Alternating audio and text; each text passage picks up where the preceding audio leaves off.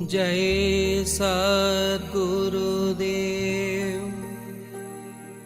जय पद शरणं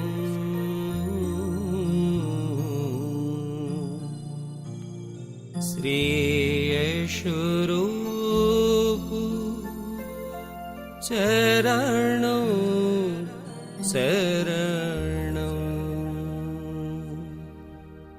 जय सद्गुरुदेव जय पद शरणं श्री यशरूप चरणं शरणं जय सद्गुरुदेव जय पद शरणं श्री यशरूप चरणं शरणं जय सद्गुरुदेव जय पद शरणं श्री यशरूप चरणं शरणं जय सद्गुरुदेव जय पद शरणं श्री यशरूप चरणं शरणं जय सद्गुरुदेव जय पद शरणं श्री यशरूप चरणं शरणं जय सद्गुरुदेव जय पद शरणं श्री यशरूप चरणं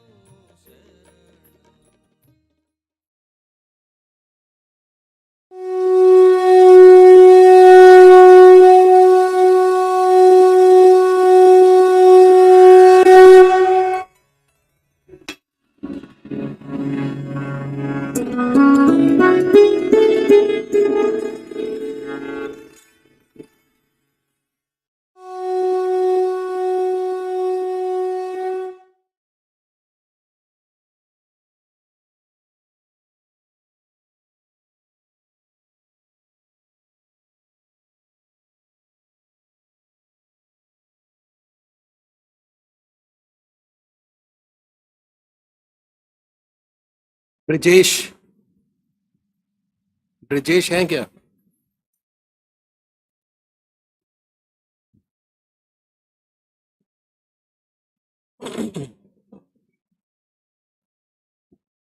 पूज्य माता और बंधुओं,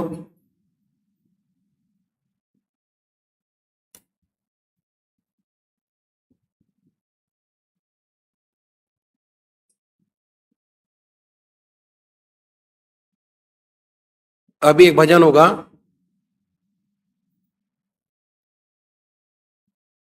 और भजन के साथ साथ सभी भाई बहन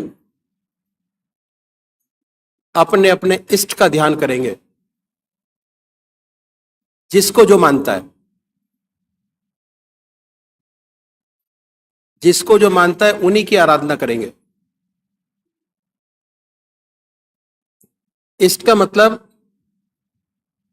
आपके इष्ट देव, चाहे वो निराकार हो चाहे वो साकार हो।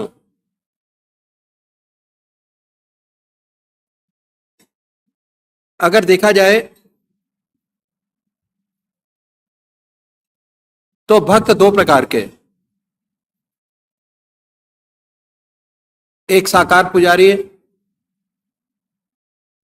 और दूसरे निराकार।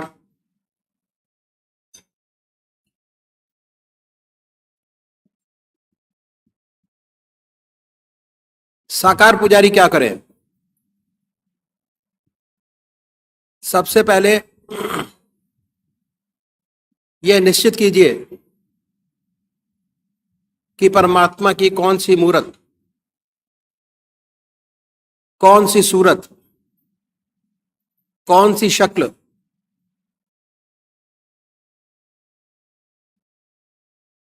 कौन सी परमात्मा का स्वरूप आपकी आत्मा को सबसे ज्यादा प्यारा लगता है।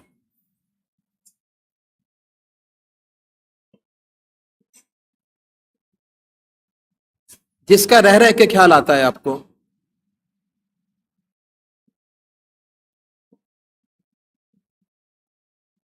जिसका रह रह के ख्याल आएगा उसी का मनन करेंगे, उसी का चिंतन करेंगे, उसी को याद करेंगे, तो आपका मन आपके इष्ट के चरणों में बहुत जल्दी लगेगा, विरोधाभास नहीं होगा। हम मानते राम को हैं, आराधना कृष्ण भगवान की करते हैं, तो आराधना तो कर सकते हैं, पर अगर चाहे कि उससे ऊपर उठे,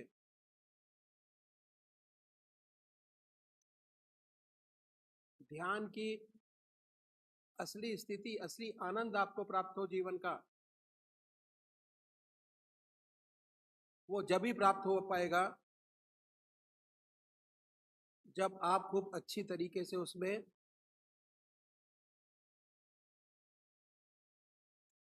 आराधना करेंगे, आराध्य होंगे। तो ये बहुत जरूरी है। साकार पुजारी ये निर्णय करें, जैसे मैंने आपको बताया कि परमात्मा की कौन सी मूर्त, कौन सी सूरत, कौन सी शक्ल, कौन सा नाम आपको सबसे ज्यादा प्यारा लगते हैं, उन्हीं को मानिए। उसके बाद अगर आपने पूजा का कोई स्थान बनाया हुआ तो स्थान पर जाएं,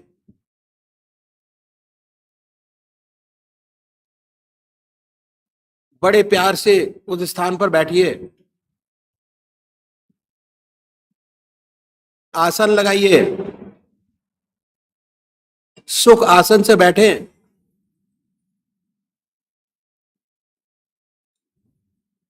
अपने इष्ट के प्रति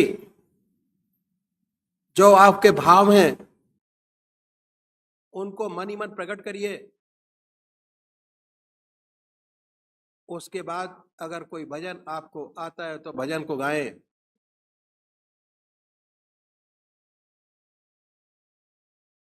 अगर भजन नहीं बनता तो भावना बनाएं, ये प्रभु हमारे पर कृपा करिए,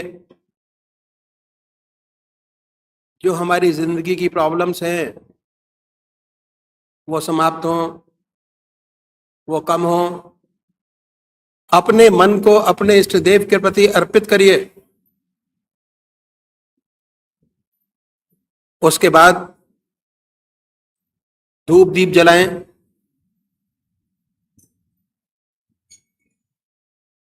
और ये महसूस करें कि आपका इष्ट सह शरीर आपके सामने विद्यमान है।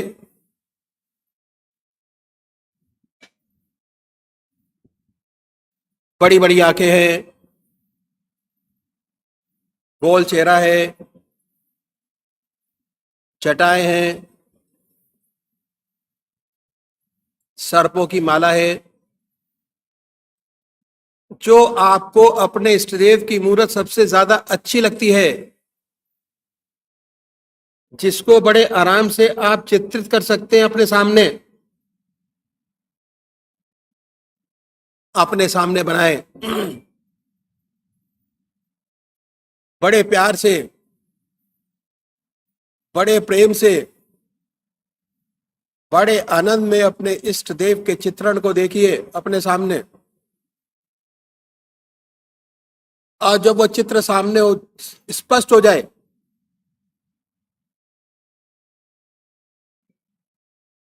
अपने हृदय पटल पर उसको उतारने की कोशिश करिए।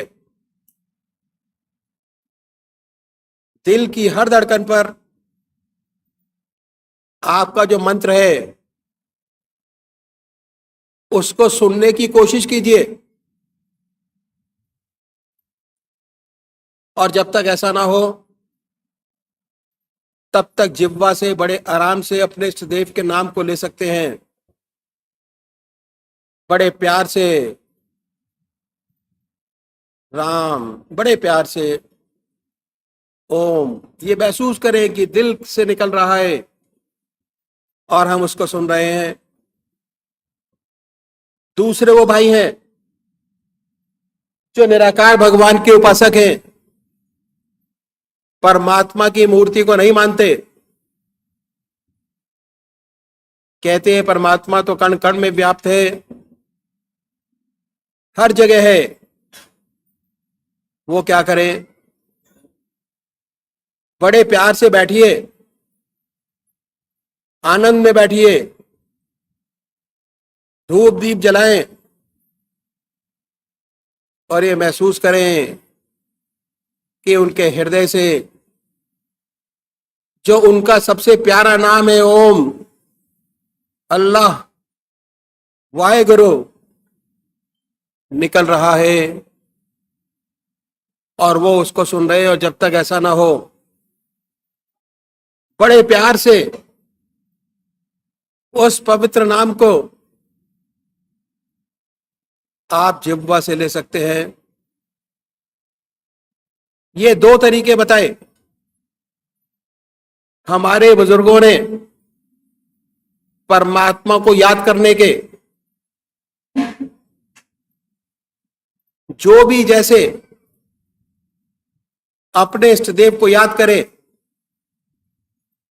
बड़े प्यार से कर सकता है। और ऐसा तो होता नहीं कि हमेशा याद बनी रहे। जैसे ही आप ध्यान करने की कोशिश करेंगे, अपने इष्ट देव को याद करने की कोशिश करेंगे, थोड़े टाइम तक तो आप अपने इष्ट देव की याद कर पाएंगे। उसके बाद आपका मन आपके इष्ट विचारों की दुनिया से हटकर दूसरे विचारों में चला जाएगा। फिर आप उन विचारों को साइड लाइन करिए, हटाइए, अपने इष्ट देव की याद करें, फिर हटाएं, फिर याद करें। अगर ऐसा अभ्यास करेंगे तो इतनी पक्की आदत आपकी बन जाएगी कि कुछ ही समय में जैसे ही आप अपने इष्ट देव को याद करेंगे, आपका इष्ट आपके सामने होगा और बड़ी आनंदमय स्थिति आपकी होगी। अपने इष्ट देव को देखते होंगे,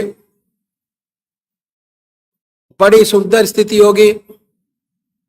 और जैसे ही सुबह सुबह अपने आपने इष्ट देव के दर्शन किए, सारा समय बड़ी सुंदरता से समय व्यतीत होगा और पूरा कार्यकाल उस दिन का बड़े आराम से अपने इष्ट देव की याद में बीतेगा। और जो काम करेंगे उसमें भी बड़ा जोश और आनंद आएगा, क्योंकि आप ताजगी महसूस कर रहे हैं। मन के अंदर कोई विचार नहीं, पहले का। नए विचार आएंगे, नया काम होगा, बड़ी सुंदर स्थिति आपकी प्राप्त होगी। तो अभी एक भजन होगा और भजन के साथ साथ सभी भाई बहन अपने अपने इष्ट का ध्यान करेंगे। श्री ब्रजेश जी जो पटना से पधारे हैं, भजन कहेंगे।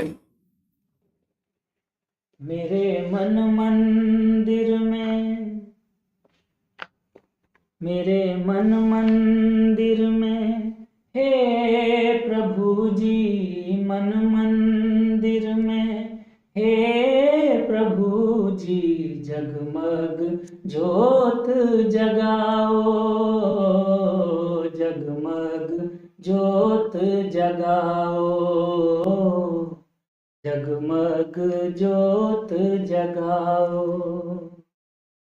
अंधियारे में भटक रहा हूँ, अंधियारे में भटक रहा हूँ, अब तो राह दिखाओ, जगमग ज्योत जगाओ, जगमग ज्योत जगाओ। दुख से मेरी भीगी पलकें, दर्द की मारी पल पल छलकें। दुख से मेरी भीगी पलकें, दर्द की मारी पल पल छलकें। खुशियों का सागर इन आँखों में, खुशियों का सागर इन आँखों में, लहर लहर लहराओ। हे प्रभु जी, मेरे मन मंदिर में, मेरे मन मंदिर में, हे प्रभु जी जगमग ज्योत जगाओ, जगमग ज्योत जगाओ, जगमग ज्योत जगाओ।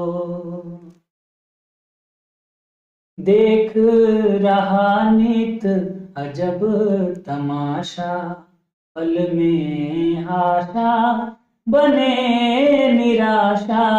देख रहा नित अजब तमाशा, पल में आशा बने निराशा।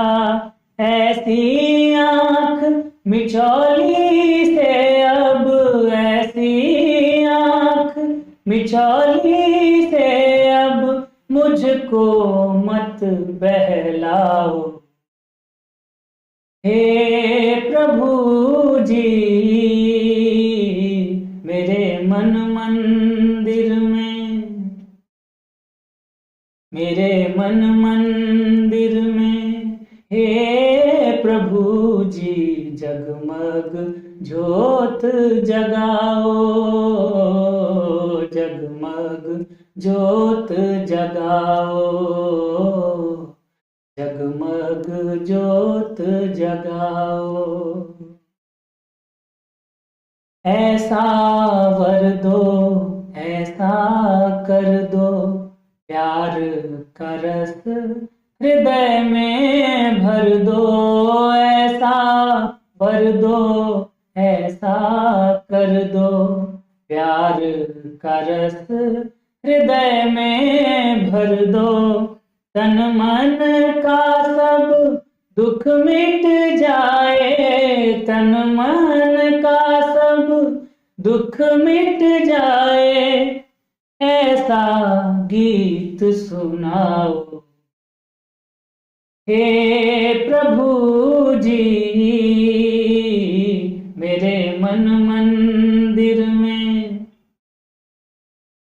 मेरे मन मंदिर में, हे प्रभु जी मन मंदिर में, हे प्रभु जी जगमग ज्योत जगाओ, जगमग ज्योत जगाओ,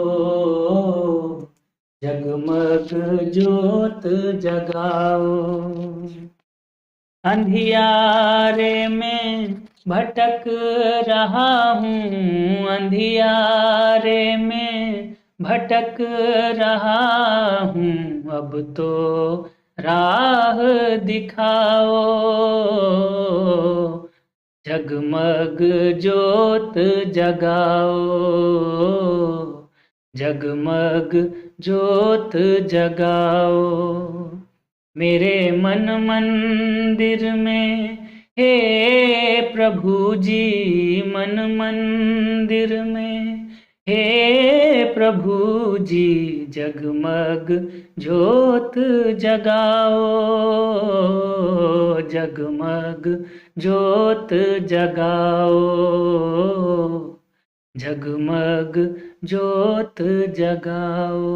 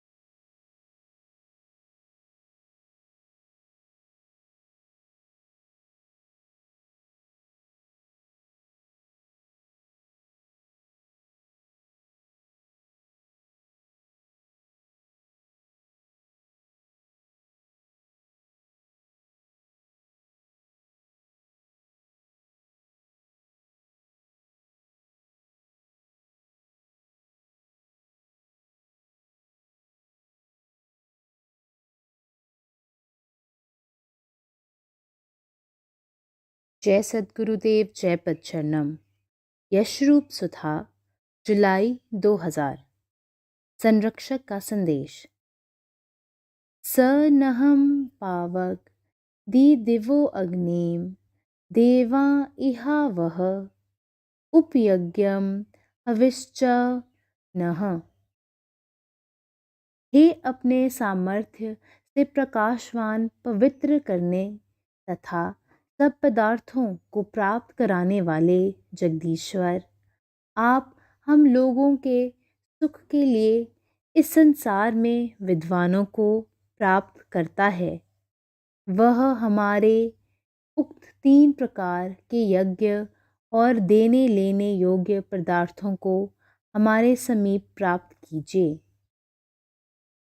जो प्रकाशमान तथा शुद्धि का हेतु भौतिक अग्नि अच्छी प्रकार कलायंत्रों में युक्त किया हुआ हम लोगों के सुख के लिए हमारे समीप दिव्य गुणों को प्राप्त करता है, वह हमारे 3 प्रकार के उक्त यज्ञ को तथा उक्त पदार्थों को प्राप्त होकर सुखों को हमारे समीप प्राप्त करता रहता है। इस मंत्र में श्लेषालंकार है। जिस प्राणी को किसी पदार्थ की इच्छा उत्पन्न हो, वह अपनी काम सिद्धि के लिए परमेश्वर की प्रार्थना और पुरुषार्थ करें। जैसे इस वेद में जगदीश्वर के गुण, स्वभाव तथा अन्यों में प्रतिपादित किए हुए दृष्टिगोचर होते हैं, वैसे मनुष्यों को उनके अनुकूल कर्म के अनुष्ठान से अग्नि आदि पदार्थों के गुणों को ग्रहण करके अनेक प्रकार व्यवहार की सिद्धि करनी चाहिए। आध्यात्मिक भाव। ईश्वर पुरुषार्थी मनुष्य की सहायता करता है, आलसी मनुष्य की नहीं, तथा पुरुषार्थी होने से ही कार्य सिद्धि संभव है, क्योंकि किसी प्राणी को पुरुषार्थ के बिना धन व बुद्धि और इसके बिना सुख का लाभ नहीं हो सकता। सांसारिक सुख प्राप्त करने के लिए पुरुषार्थ अति आवश्यक है। इसी प्रकार आध्यात्मिक उन्नति निज कृपा के बिना संभव नहीं। इसलिए मनुष्य को पुरुषार्थी एवं शुभ आशावादी प्रेमी होना चाहिए। आज व्यास पूजा का पवित्र अवसर है। परमपिता परमात्मा एवं सद्गुरुओं की कृपा से यशरूप सुधा 25वें वर्ष में पदार्पण कर रही थी। इसी बीच अखिल भारतीय संत मत सत्संग के संरक्षक परम संत महात्मा श्री यशपाल जी महाराज 3 अप्रैल 2000 को निर्वाण प्राप्त कर अखंड ब्रह्मांड नायक परमात्मा से एकाकार हो गए। आपका जन्म गुरुवार 5 दिसंबर 1918 में बुलंदशहर में हुआ। आपके पिताजी श्री सोहन लाल जी कचहरी में मुनस्सरिम थे। आपकी तालीम बुलंदशहर और इलाहाबाद में हुई। आप पोस्ट एंड टेलीग्राफ डिपार्टमेंट में पहले पहल टेलीग्राफिस्ट लगे और डिपार्टमेंट ऑफ टेलीकम्युनिकेशन से डायरेक्टर के पद से 1976 में रिटायर हुए। जब आप छोटे ही थे, आपको आंख मीचकर खाना खाने की आदत थी। वह आपकी माताजी आपको गुस्सा करती थीं कि ऐसा करने से कोई भी गलत वस्तु मुंह में जा सकती है।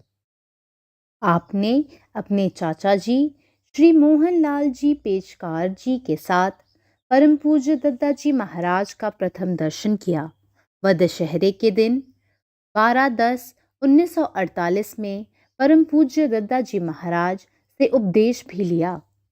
उपदेश के समय दद्दा जी महाराज ने फरमाया, शुरू शुरू में बहुत कष्ट हैं, उन्हें बर्दाश्त कर लेना, लेकिन तुम्हारा आखिर बहुत अच्छा है। तुमने बहुत अभ्यास किया है, पर इसका तुम्हें पता नहीं। उपदेश के बाद आप अपनी साधना में लग गए और बहुत ही शिक्षाप्रद अनुभव हासिल किए, जिन्हें श्री बृजमोहन वचनामृत में दिया है। उपदेश प्राप्ति के 12 दिनों के बाद परम पूज्य दद्दा जी महाराज ने आपको लिखा, क्या पता कि परमात्मा तुम्हारे रूप में ही वह बालक हमको दे रहा हो जिसके बारे में हमारे फतेहगढ़ वाले महात्मा जी, परम संत महात्मा रामचंद्र जी महाराज ने फरमाया था कि एक ऐसा प्रेमी तुम्हें मिलेगा जो हमारा, तुम्हारा, सबका नाम ऊंचा कर देगा। परमात्मा से यही प्रार्थना है कि वह अपना सच्चा प्रेम व ज्ञान प्रकाश प्रदान करे। आपको परम पूज्य दद्दा जी महाराज ने केवल 10 माह के अंतर बैत प्रदान की और 4/6/1951 को आन जनाब ने परम पूज्य दद्दा जी महाराज ने फरमाया कि आज हम यशपाल को इजाज़त देते हैं। इस अजीज से उम्मीद है कि जहाँ जाएगा और परमात्मा चाहेगा तो हर जगह नया सत्संग केंद्र कायम करेगा।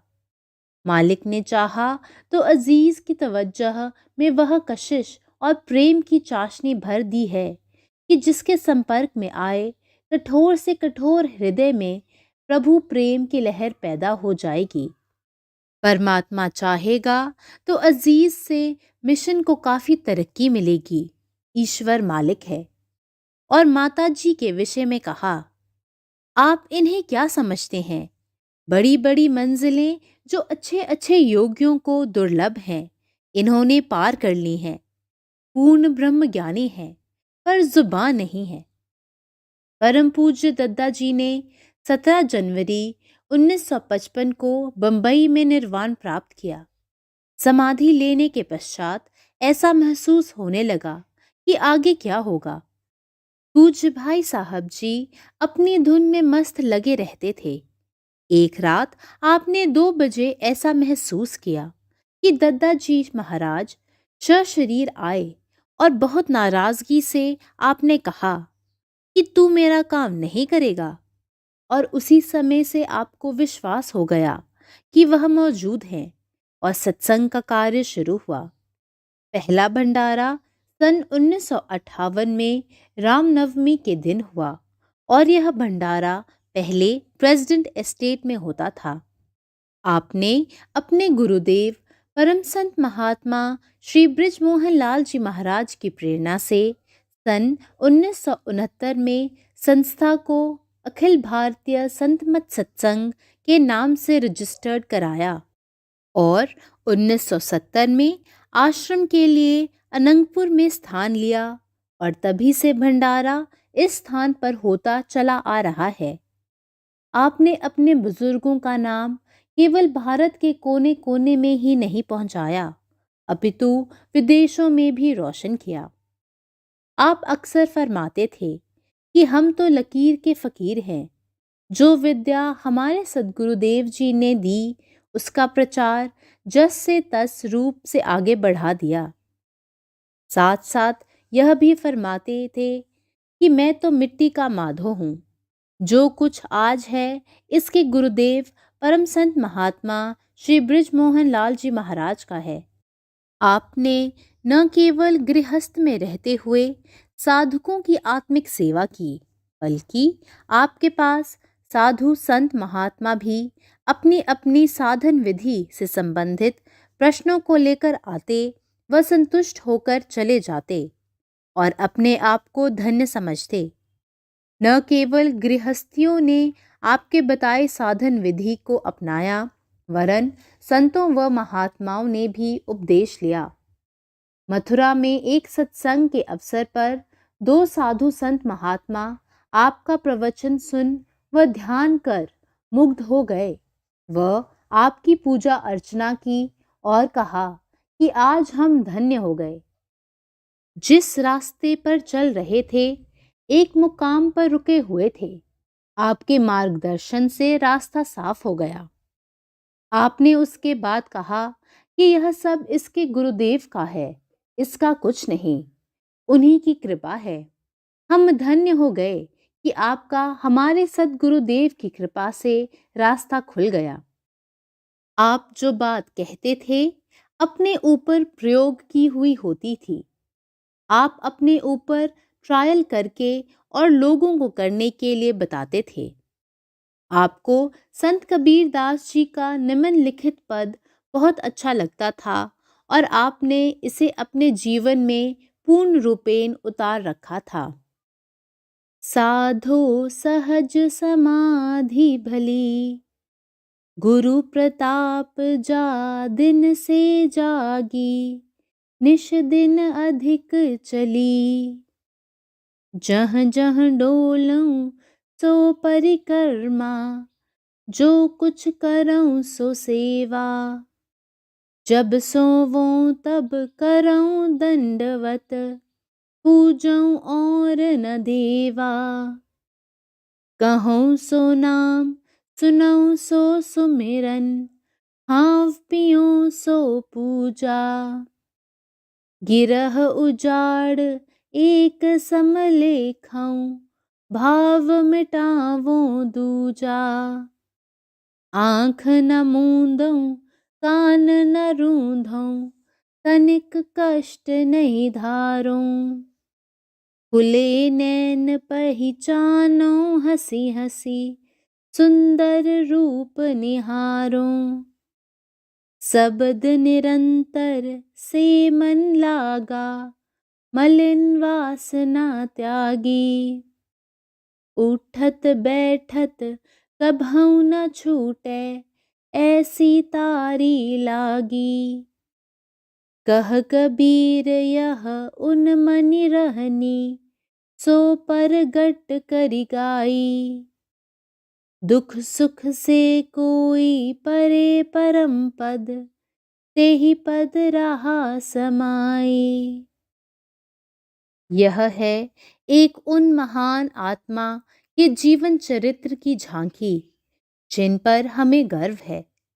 सब बुजुर्गों की आत्मधार भक्तों के हृदय सरोवरों को सींच रही है।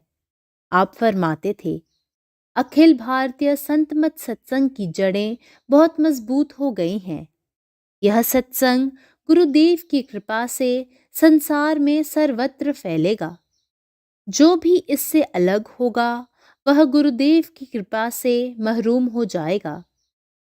परमात्मा से प्रार्थना है कि हम सभी को इतनी शक्ति प्रदान करें कि हम उनके परम संत महात्मा श्री यशपाल जी महाराज के बताए हुए मार्ग पर अक्षरशः चलते हुए निष्काम भाव से अखिल भारतीय संत मत सत्संग का नाम और अपने बुजुर्गों का यश संसार में फैलाएं ताकि सच्ची आत्मिक सेवा बन सके।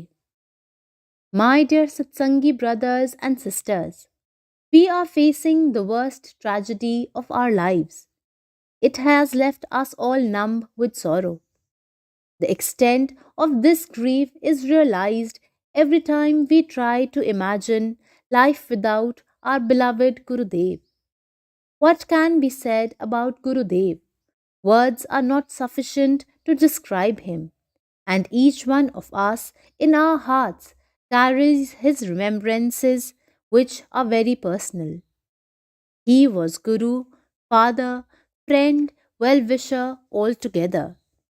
Adored by all, loved by all, respected by all, there were infinite dimensions to his personality. Though we know that Sahib is always with us, the sheer inability to feel his physical presence will be unbearable. The tragedy is too personal for anybody to be able to console himself. This organization was conceived and nurtured by him, and each aspect of ABSS is a reflection of his wish. He has explicitly said that for those who have faith, I shall always be there. And thus, tragic as it might be, it is also time for us to reaffirm our faith in him and his ideals. The satsang shall now be guided by his ideals and Param Pujnya Mataji, who has true reflection of Sahib himself. Bhai Sahab ji often used to say, never think that there is any difference between me and your Mataji. In fact, whatever shape of satsang you will see today, is due to her sacrifices only. Our satsang is unique, unrivaled, and unparalleled by any other, and thus we should strive to continue the same tradition of generations of our Sadgurus as shown to us by Bhai Sahab Ji.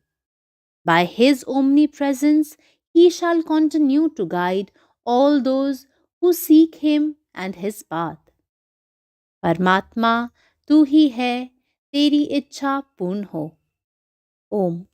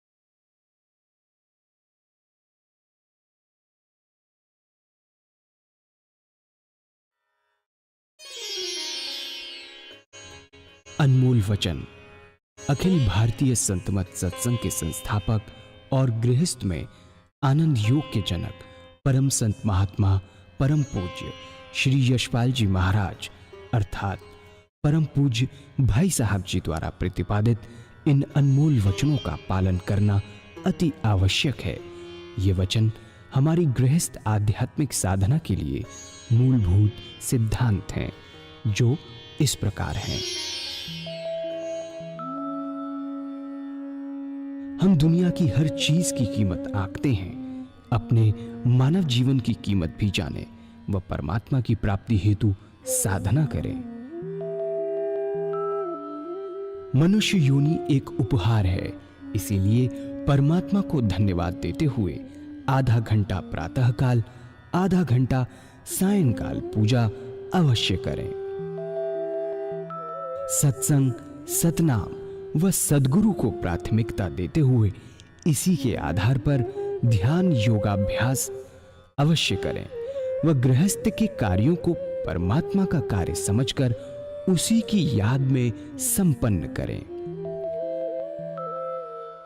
हर समय ये ध्यान रहे कि गुरु कृपा द्वारा परमात्मा की पवित्र सत्ता का हमारी आत्मा में वास है, अतः मन में निरंतर अपने इष्ट देव का जाप करें। मान सम्मान की इच्छा ना करें व अपमान से दुखी न हो। परमात्मा के अतिरिक्त किसी और का भय न करें। दूसरों की बुराई न करें, न सुने, सत्य व मधुर बोलें, अश्लील शब्द मुंह से ना निकालें, सभी से नम्रतापूर्ण व सुंदर व्यवहार करें। धर्म पत्नी के अतिरिक्त अपने से बड़ी से माता जैसा, बराबर की से बहन जैसा व छोटी से पुत्री जैसा व्यवहार करें। सांसारिक जीवन यापन की आवश्यकताएं अंतहीन है, इसीलिए अधिक से अधिक समय सत्संग में व धन परोपकार में खर्च करें। याद रखें, न स्त्री माया है, न धन दौलत, न ही परिवार। माया वह है जो हृदय को परमात्मा से दूर हटा दे। अतः निरंतर सत्संग और सद्गुरु की शरण में रहने का प्रयास करें। भोजन अपने इष्ट को अर्पण कर प्रसाद रूप में परमात्मा की याद में करें। रात्रि में सोने से पहले अच्छे बुरे कार्यों का आत्मनिरीक्षण कर उसका समुचित पश्चाताप करते हुए ध्यान करें व प्रभु की गहरी याद में ही विश्राम करें। परमात्मा तू ही है, तेरी इच्छा पूर्ण हो।